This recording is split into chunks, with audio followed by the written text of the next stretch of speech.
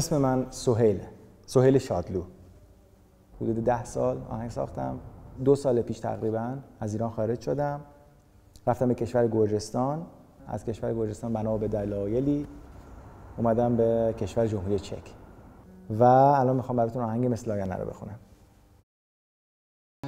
اومدی مثل یه آینه منو پیش روم گذاشتی، اومدی ساده یا ساده تو پیشم ستاره کاشتی، اومدی چه گرم و آروم دل سنگمو شکستی، اومدی این دلو بردی به جای دلم نشستی.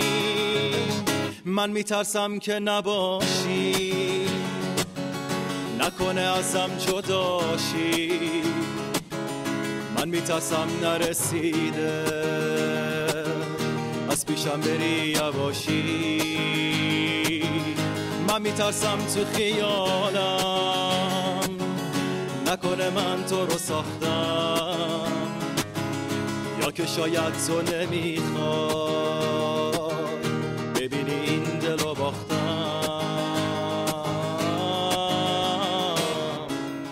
منم به خاطر سهیل اومدم به شهر برنو در جنوب کشور چک. شهر 1000 ساله‌ایه. چند سال پیش یک سوسمار به این شهر هدیه دادن و پادشاهش فوری ترسید، گفت اژدها وجود داره و از اون موقع این اژدها یا سوسمار شد سمبل شهر. اینجا شهرداری قدیم شهر برنو هستش. جالبه پول مهندسش آخر سال نگاه ندادن، اونم از لجش آخر مناره رو کج ساخته. ولی این شهر به تفنگ‌هاش معروفه، تفنگ‌های برنو. به زور جمعیتش به 1 میلیون میرسه. پر از دختر پسر جوونه و لابلاش اصلا من خارجی ندیدم.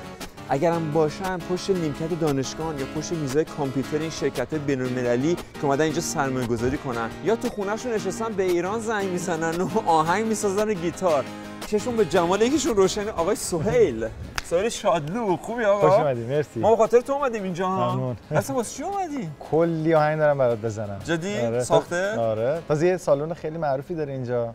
یه سری برنامه داریم، یه سری سالن بار موسیقی درجه که آخر سیستم. بریم ببینیم. بریم. مرسی. ماشین داریم که؟ آره. من میترسم که نباشی، نکنه ازم جداشی، من میترسم نرسیده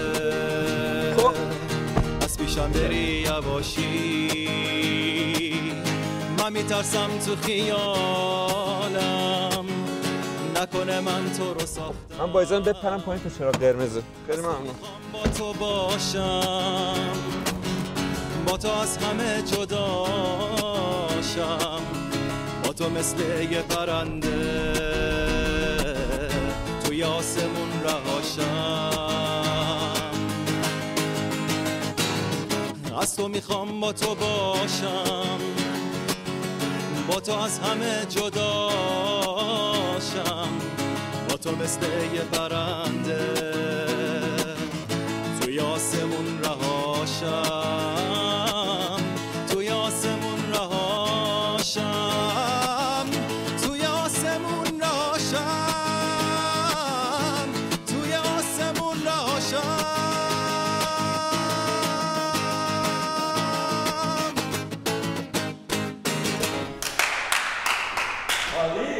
منم سر وقت رسیدم به آهنگ. چی بود؟ مثل آینه. مثل آینه. آهنگ قشنگ شادیه. آره این آهنگ مال اون دوره‌ای بود که تو ایران آهنگسازی می‌کردم، که یعنی دوره ایرانم بهتره اینجوری بهت بگم. و این آهنگ برای در واقع این آهنگ برای پسر خالم ساختم. اسمش از کمیل وزیری. این آهنگ البته شبیهش خود تغییر داده و ولی آهنگ خوبی شده. و در نهایت هم اومدی گرجستان، رفتی گرجستان و الان اومدی اینجا. فکر کن از اونجا چی شد؟ از اتاق خونه‌ت الان اومدی توی این سالن کنسرت سولو تو برنو. تازه الان اینجایی که داری می‌بینی فقط یه جای خیلی کوچیکشه. اتاق انتظار داره. اتاق انتظارش دقیقاً. چه اکوی داره. آره. من خواستم اینجوری چهچه بزنم تو نذاشتی. حالا بالا رو ندیدی. اتفاقا همین الان یه گروهی اون بالا داره خودش آماده میکنه چون قراره آهنگ با هم بزنیم.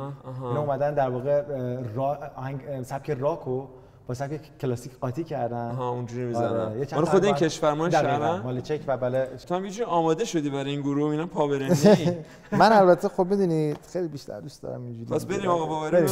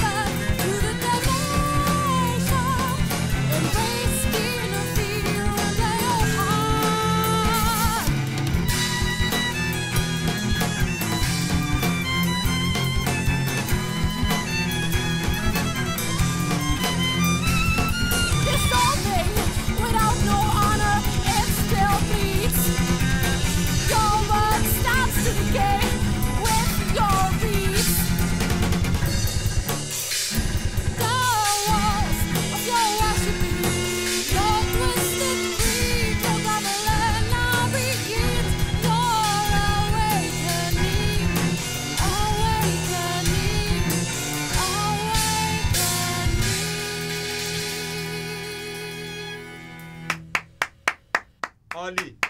خب خیلی جالبه. این جریان این علامت‌ها چی رو صورت؟ این خطا و خراش‌ها از اسم گروهمون اقتباس شده که معنیش میشه پیشانی چنگ خورده. آهنگتون حالت خیلی شرقی داشت. اینجوری نه نه نه نه نه نه. آره این شرقی ترین آهنگ ماست. بقیه اینجوری نیستن. سبک شما خیلی جالبه چون با ویولنسله ولی در این حال حس راک داره و میبینم که کوک اینا هم یه خورده شلتر هستش. سبک شما یه سبک چکیه یا یه سبک خودتون درست کردید موسیقی بین‌الملل؟ راستش این نوع موسیقی اصلا مال چک نیست. موسیقی راک کلاسیکی که از اروپای شمالی و اسکاندیناوی تاثیر گرفته. و چرا پا برهنه‌ای؟ ما ترجیح میدیم اینجوری باشیم. اینطوری ما دوتا از بقیه گروه مجزا میشیم. اینا مثل پسر خوبان، مؤدب و مرتب، ما هم دختر بداییم. شما چنگو زدین شاید. اوکی. و شما یه آهنگم با سهیل کار کردین نه؟ You work with سهیل. کجاست؟ سهیل. سهیل جان بیا. چطوری؟ خب یه آهنگ تمرین کردیم با هم؟ در واقع بچه‌ها همخونه ما هستن. بعد خیلی شانسی ما اومدیم دنبال خونه میگشتیم و خلاصه فهمیدیم که آره اینا همسایه هستیم و بعد دیگه موزیک من رو گوش کردن خیلی خوششون اومد. گفتن که خیلی خوبه که با هم کار بکنیم. خلاصه تصمیم گرفتیم که 5 6 تا کار من بسازم چون خودشون 5 6 تا کار دارن. تصمیم گرفتیم که بشه 10 12 تا کار رو به قول معروف کنسرت بذاریم و این و اونور. کدوم آهنگو باشون کار کردیم؟ فعلا خاطرات خط خطی رو کار کردیم با هم دیگه. داستانش چیه؟ یه داستان عشقیه تقریبا که تجربه شخصی خودمه. تو ایران بوده؟ آره تو گرجستان. نه خیلی قدیمیه قضیه، مال شاید 5 6 سال پیشه. باشه پس من گیتارتو میارم. مرسی. این گیتار شما دست شما سپرده. خیلی ممنون. Thank you so much. پس جایشون میخونی دیگه. بله. با بقیه هم میزنی؟ تو گوشم همش میخونی که تموم هر چی بوده، میگی دستامو نمیخوای که یه عمری با تو بوده، تن سردم و نلسون، نگو قلبت مال من نیست، خط نکش رو خاطراتم، به خدا این حق من نیست. روزی 100 بار میگی با من همه روزاتو باختی، چشمتو بستی رو هرچی، ثانیه هایی که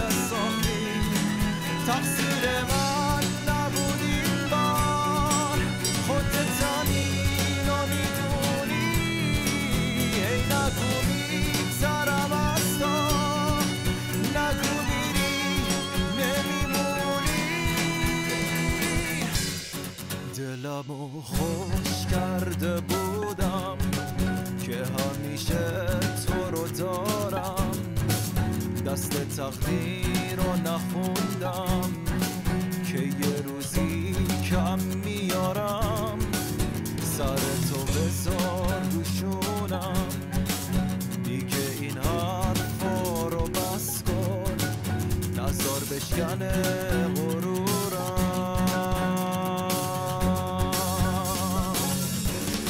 روزی 100 بار میگی با من همه روزاتو باختی چشاتو بستی رو هرچی ثانیه هایی که ساختی تقصیر من نبود این بار خودت زنی رو میدونی هی نگو میترم از کار نگو میری نمیمونی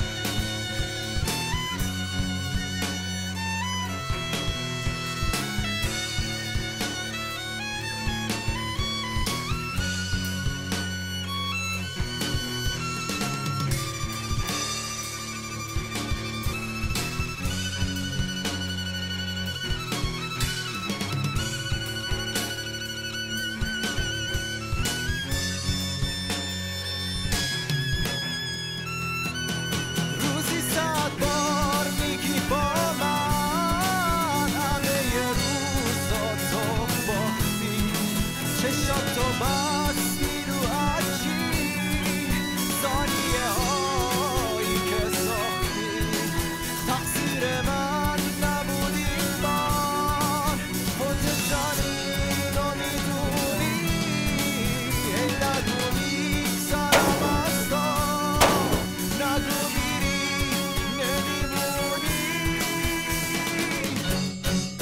دنیک صاحب یک گنجینه خاصیه در این تفنگخانه. جواز تفنگم و هفتی رو تیراندازی هم میدم به افراد معمولی و ایشون یک گنجینه ای رو برای ما داره پشت اون در بسته. یک تفنگ قدیمی که قرار بوده بره ایران ولی نرفته و ایشون در سوئیس اونو خریداری کرده. تفنگ برنو. کنستی؟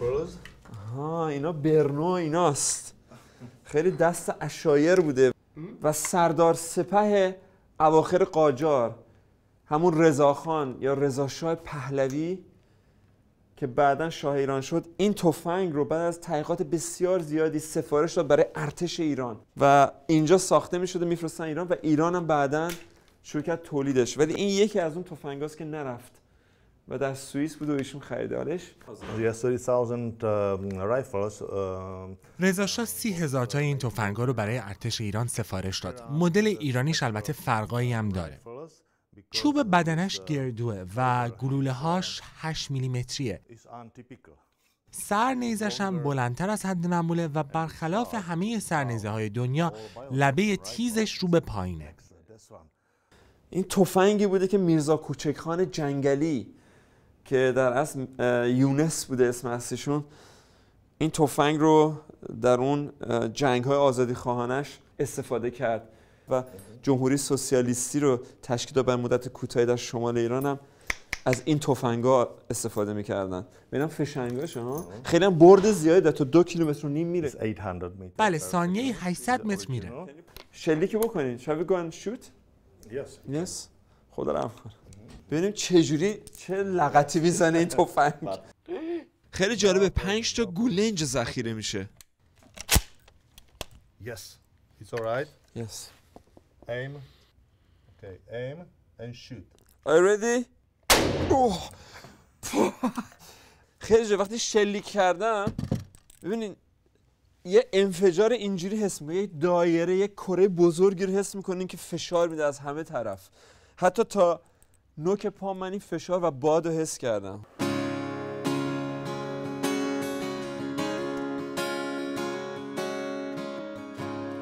وقتی که تنهایی به من زخم زمستون میزنه دستمو بگیر ببر جایی که بارون میزنه دلم عاشق توه هر جا بری باهات میاد تو میدونی که دلم جز تو کسی رو نمیخواد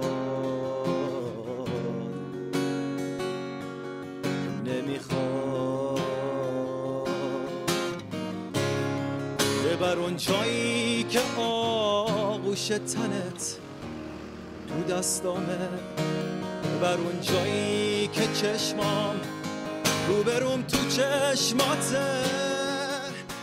این ساختمونم بازمونده کارخونه اصلی تفنگای برنو هستش که مدت هاست دیگه تعطیل شده و خیلی از هنرمندا اومدن توش رو اشغال کردن، نمایشگاهی شخصی میذارن، خصوصی میذارن، نمایش اجرا میکنن. این دودکش هم یادگار این کارخونه است. توش یک زده که اول اسم زبریوفکا هستش، یعنی اسلحه سازی. توش رو نگاه کنید. خیلی وقته که دیگه در به در و خسته شدم، نفسم نر نمیاد، عاشق و پا بسته شدم. یه چیزی بین یک بنای باستانی و یک موزه از هنرهای خیابونی، مثل خرابه هنریه. یعنی جوونا میان اینجا و خیلی از دانشجوی هنر میان اینجا رو دیواراش نقاشی میکنن. چند نقاشی جالبی هم هستش. یکی مال اپتیکا هستش، اپتیکا بوی. این چه کار بزرگ، یعنی این بوم استفاده میکنن دیوارهای خالی رو، هیچ کم که نیست. و گروه های نمایش هم هستن که میان اینجا شبانه روزانه نمایش میکنن. این نیمکت هایی که تماشاچی ها میشینن در طول سال، البته این مال شاید مثلا یه سال پیش آخرین بار بوده و بعد نمایش اجرا میکنن. این هم بازمانده های نمایش. گربه رو بوشی اینو کارت یک دختریه که یکی از تماشاچی اینجا بوده، مال مجارستان هم هست. وقتی هم که اومده 15 سالش بیشتر نبوده، مال این شهر ژگد که مال مجارستان و توش اتفاقا جشنواره هنری میذارن. 15 ساله بوده اومده، الان 22 سالش.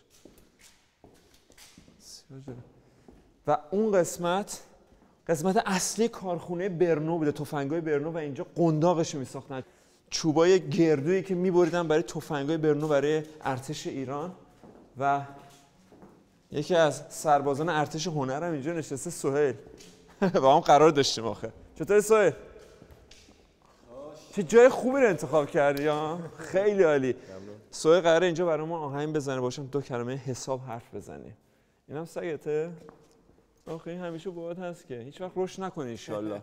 رادیواکتیو خورده باشه رشد نکنه.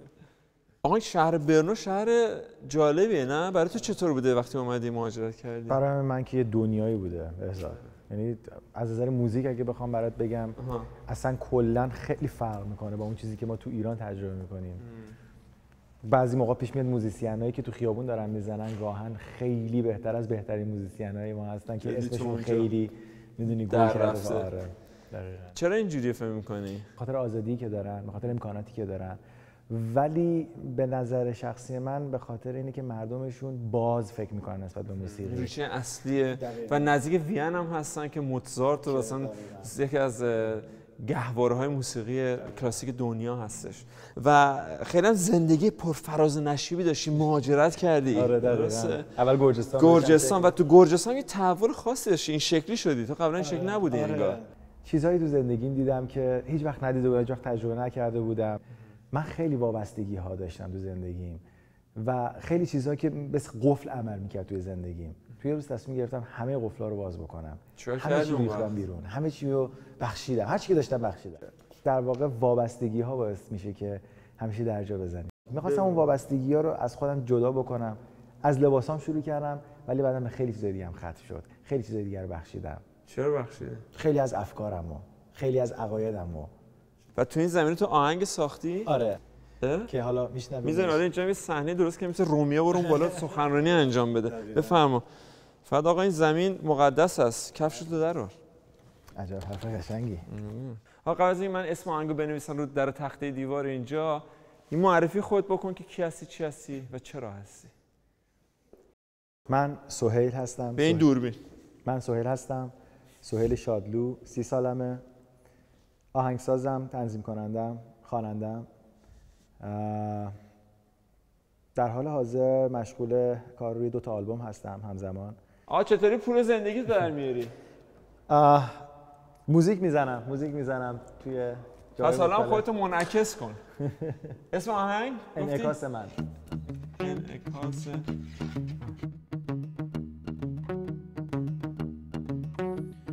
این صدا که توی مغز من میچرخه روز و شب، حتی توی خواب و توی خاطرات خوب و بد، کارش اینه با کنایه های تلخ و سرد یاد من بیاره چی درسته چی غلط. هر کجا که بی هدف میونه سیل واژه ها، پرسه میزنم برای دیدن ندیده ها. میشنوم صدای لعنتیشو تو سرم، میگه بهتره که وقتمو هدر ندم، مثل حرف زدن با خودته.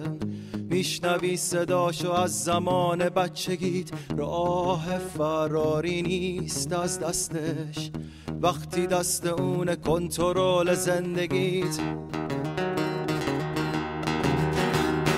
دست از سرم بردار، بازم زمزمه آیم تکراری، باز دوباره مثل دشمنی مقابل منی. دست از سرم بردار، بس کن این جنگی که با من داری. باورم نمیشه انعکاسی از خود منی.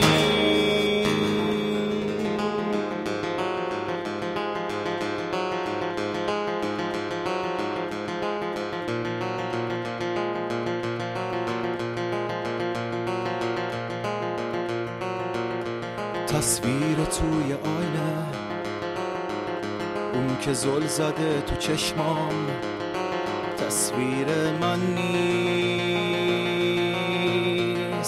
اون فقط یه جور علامت سؤال ترسناکه، اون فقط نمادی از بروز عقده های زیر خاکه، نتیجه تعصبات دگم دیروزه که روبروی من نشسته با نگاهی گنگ و مرموز. دیگه دست و پا بزن تو این دوگانگی هر روز.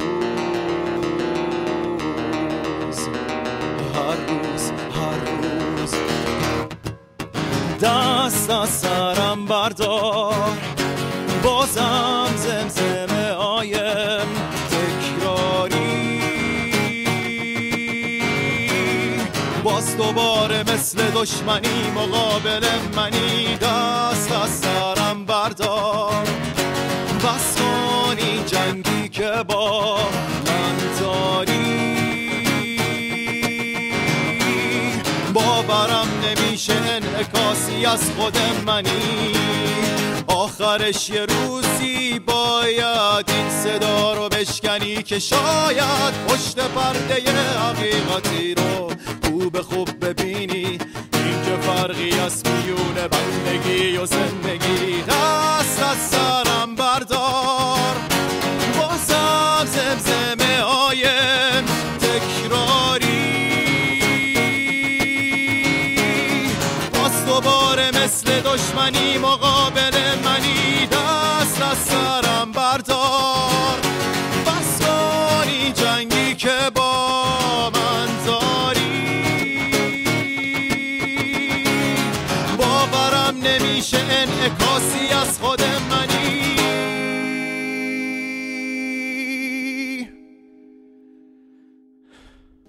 آقا چه آهنگ جدی بود. ولی دقیقاً الان یه سبک آهنگات میره به سمت یه سری کارهای جدی. آره ولی یه آهنگت من خیلی دوست دارم، توی گرجستان که بودیم آره یادم و ملاقات کردیم در سال گذشته، اجراش کردی و هم دوست داشتم. برای هر جا می‌زدیم گفتیم دوره بخونیم. این که تو ایران من اینو شروع کردم تا هیچ وقت نتونستم تمومش بکنم. بعد وارد گرجستان شدم، انگیزه‌ای شد برای تموم شدن. همسر امروزی تو ملاقات کردی از کشور خود چک دقیقاً که با دوچرخه هم اومده بوده. حدود 8000 کیلومتر رکاب زده بوده برای اینکه رکورد بشکنه ولی اونجا تو رو شکست. البته صبر تو. پس گوش میکنیم آهنگ آخر امروز اون باشه. سهیل در اینجا اجرا میکنه آهنگ بسیار زیباته که من بنویسم اسمشو. مرسی.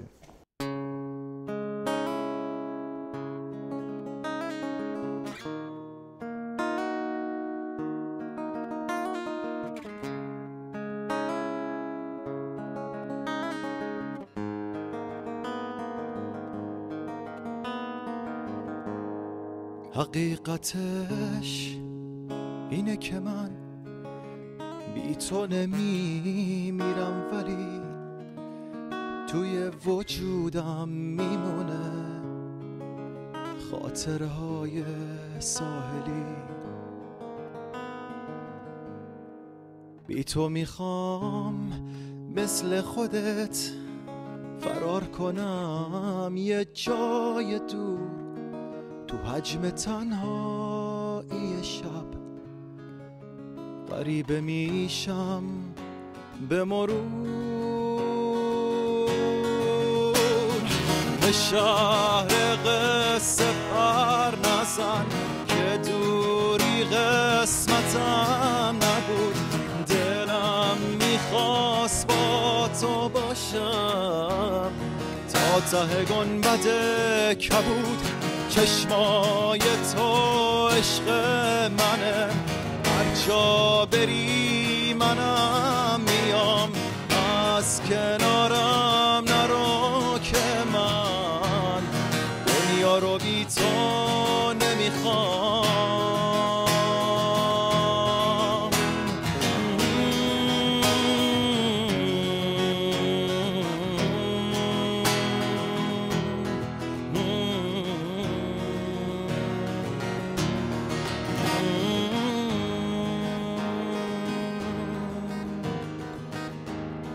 بی تو یه آدمم ولی خاک دیگه نیستم، آتیشم اگه بری نمیمیرم، ولی دیگه تموم میشم. بی تو یه آدمم ولی خاک دیگه نیستم، آتیشم اگه بری نمیمیرم، ولی دیگه تموم میشم. به شهر قصه پر نزن که دوری قسمتم نبود، دلم میخواست با تو باشم تا ته گنبد کبود.